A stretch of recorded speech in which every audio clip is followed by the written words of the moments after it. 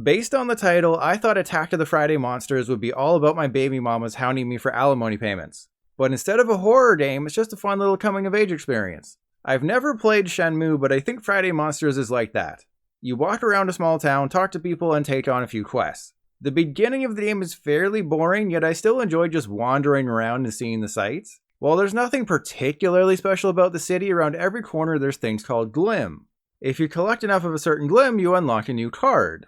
Yes, Attack of the Friday Monsters has a card game hidden inside. Unlike Yu-Gi-Oh! Where each card has a million lines of text, the battling here is super simple. It's literally just rock, paper, scissors with a little bit of pizzazz thrown in. You place 5 cards face down, then after receiving some hints, you can swap 2 cards. If you both choose the same attack, whichever card has the highest strength wins. And when you win, the loser becomes your slave. It's not as bad as it sounds. You can just tell them to fall down and they have to fall down. That's it. Winning also gets you a Glim, but overall battling's not that in-depth. Ultimately, the point of Attack of the Friday Monsters is to travel through the town and talk with the townsfolk, all while completing those quests. It definitely has a charm to it, like an 80s coming-of-age movie, set in the backdrop of monsters attacking the town every Friday, hence the name. While the music's almost perfect, the story's intriguing and at times humorous, and the graphics get the job done, it has its faults. For instance, whenever you advance a quest or start a new quest, the game automatically autosaves. However, one of those Friday monsters casts a freezing spell on you so you can't move for a few seconds. Considering that just having a 10-second conversation is enough to trigger the autosave, this function really messes with the pacing.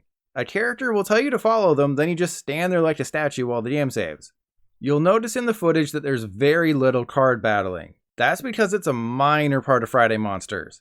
The game is mostly story-based with little actual gameplay mixed in. I think I only battled 5 or 6 times my entire playthrough, and I'm pretty sure it's completely optional except for one battle. Because of how story-focused this is, I can't really show you too much without spoiling it. To compare it to another game, it's kind of like Telltale's The Walking Dead, in the sense that the gameplay takes a backseat to the story.